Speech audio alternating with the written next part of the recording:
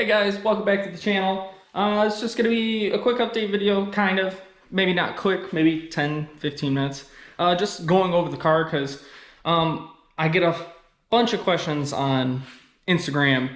Just, hey Tyler, or not even Tyler, just, is that turbo and supercharger? Nice Hellcat. Wow, it has a blower on it too. Yes and no, it does. I mean, yes, obviously it has a blower, but it's not a blower as you would think because, well, the main thing is there's no pulley. There's no internals to turn. And the blower has nothing in it but the actual heat exchangers. Don't mind the wiring, it just got the flex fuel working. But all I'm using this manifold or the blower for is the bricks inside. They have like heat exchanger bricks to help cool the air down.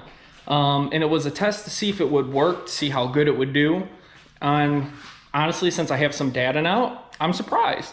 I can sit there and drive around with no water moving in it. IAT's just driving around at probably like 120 degrees on 65-degree day. Granted, that's pretty hot. 7 pounds of boost, it's okay. I mean, that's how hot it gets. It doesn't get any hotter. But when I turn the water on, just water, not even ice yet, the IATs go down to like 80 degrees. I mean, that's insane. I mean, that's awesome. And obviously, if you keep driving it more, the water is going to get hotter. At 7 pounds in just street driving, it's really not going to get too bad. It never got bad. So I'm really excited this really paid off because I put $100 into this system, just the blower. I got the blower already gutted, no fasteners. I bought the fasteners on it like $100. Bought the adapter plates, $450, something like that. So I have 1,050 into it, and it's freaking awesome. You know, it works good, and super surprised. When we did do 20 pounds on the dyno, we weren't really just sitting there on it. I mean, but 50 to 60 degree day, it was sitting probably around like 70, 80 degrees at 20 pounds of boost and not even climbing. Temperature was just, you know, flatlined, which was awesome. Really happy that it paid off because it was, you know, something small or big, something big that could have not worked, and, you know, I would have had to redone and either got a water to air manifold or get a new intake manifold and then run air to air. I didn't want air to air. I mean, look at this cold side. The cold side is literally probably like a foot. It's amazing, super serviceable, everything like that. I could take that blower off in 10 minutes, probably. It's literally just fasteners all around. Those disconnect. This comes off. Super easy, super happy. That's enough for that. Time for the update inside the car. Let me go around the car and I can show you also the front runners. I put one on just to see how it looks. There's the tire again. It does not poke out that much at all. I measured it earlier. It's like 3/4 of an inch. There's the front runners. These look pretty good. I like them. But time to go inside to see literally the most beautiful piece in this car. I mean, Holly did an amazing job, seriously, on this. And don't mind the dash because I don't have, or the trim. But you know what? Let's put the trim in real quick. I'll be right back.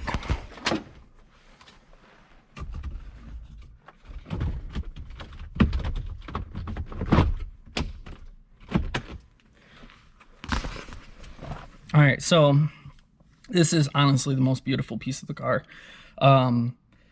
It was a hard bullet to bite, but I am glad I bit the bullet and I bought this.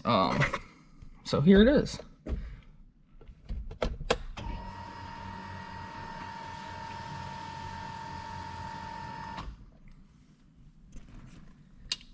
This is the Holley 12.3 inch Pro Dash. If I flip you upside down, does it work? No. But anyways, so as you can see, I mean, this has everything I need. So that is coolant temperature, battery voltage.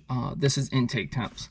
And then you have your target AFR, your this is your target AFR, this is your current AFR. Boost, and then timing. And then in the center, right here, you have speed and then engine RPM. And then this actually, I made this background. I love it. I think it really complements it. It says Hellbent Scatpack. And then I found out you can even have an odometer. So I think the mileage on the car was like 48,000 when I sold the actual dash. So I don't know how much it has. I just put 49,000 because, I mean, it's so awesome. I can actually keep track of that now. And then over here, you have your oil pressure. This actually lights up green if your oil pressure is good. Yellow if it's bad. You can set warnings and stuff.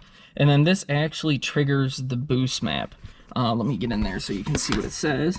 You have the option of more boost and then piston delete. So more boost is going to be, I don't know, 15 pounds on E85. I think that makes right around like 900. And then piston delete is going to add an extra 5 pounds, which would be around 20 psi, which really, it's not going to stress the motor that much. It's just, you know, funny words. But seriously, this Pro Dash is so freaking beautiful. And Holly did a real good job working with it. And then these are the wires for my trans brake that I was working on. There we go. So obviously I have the shifter. Let me put the emergency brake on. So drive, and then the trans brake right here. That's what I actually had to wire up into the dash. And then I actually have this right here, which it's this is just the main ignition, shuts everything off, turns everything back on.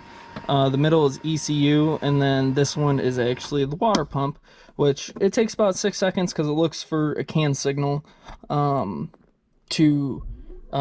you could put these in factory cars, but there you heard it, it's just kicked on, and this thing is freaking amazing. So now the next piece, because although I do like this because it has my front plate, which says, it did say Dr. Boost, but now it just says Boost. I'm actually going to make this my switch panel area since I don't have radio anymore, since I'm selling it. I don't listen to the radio much in this car anyways. I like to listen to the actual car. I like listening for sounds, anything off. I'm paranoid, especially, I mean, all of that I've done, I want to make sure I'm going to hear a problem. So that's the next thing that I'm going to do, probably next week or so. I'm just going to transfer all that stuff in there, up there, and I'm going to try and get this start button, the actual start button, to work.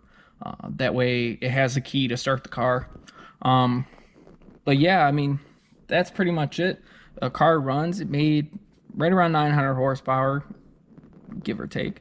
Really didn't get an accurate reading on the dyno because it wasn't building the boost like a turbo would or should. It couldn't. Every time we would shoot for, you know, 21 pounds, it would get 21 pounds, but the curve would look like this is your RPM. Say this is 2,000 RPM, and then this over here is 6,500. It would be like this. And you would have your peak boost at your peak RPM, and everything in between would be too low. So we never got up to 20 pounds and then held it.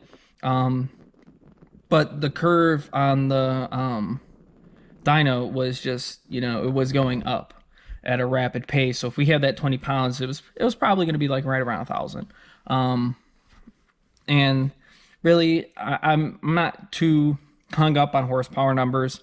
I really just want to see what the car does at the track, and then we can dial it in from there. Like I said, I want a low 9-second car. I think that would be awesome. Car's still streetable with the Turbo 400. I love it a lot. So I'm super excited to see what happens when all this coronavirus stuff is over, because I really want to go to the track. I mean, I just finished my car and then all this stuff happened. So now it's just time to fix everything else. But that's pretty much it for the inside of the car. I don't have anything else going on. Currently, we are actually having fueling issues every single day that it's been going on. I've had just the car will lean out at random and no idea why. So when I left the shop, it was idling perfect. We messed with the idling tune, and it was good. And then when I got home yesterday, it was idling like right around 16, increased the fuel by probably 50% on the low end. And then it got richer, and then today started up and it's like idling 19. So I think probably the fuel pumps are failing. They're like 3 years old, so I wouldn't be mad if that's what it was. It's okay, can't do much anyways. I do want to drive the car, but obviously that's not the most important thing right now. But yeah, that's just an update on the car. So yeah, guys, if you like this content, make sure you like and subscribe to the channel if you are new here. If you want to see more, let me know what you guys want to see. Do not ask about if it's turbo and supercharged, because it's not. Like I said in the beginning of the video, it is just turbo. The blower is gutted. But yeah, you all have a beautiful day or night whenever you're watching this, and catch you on the next video.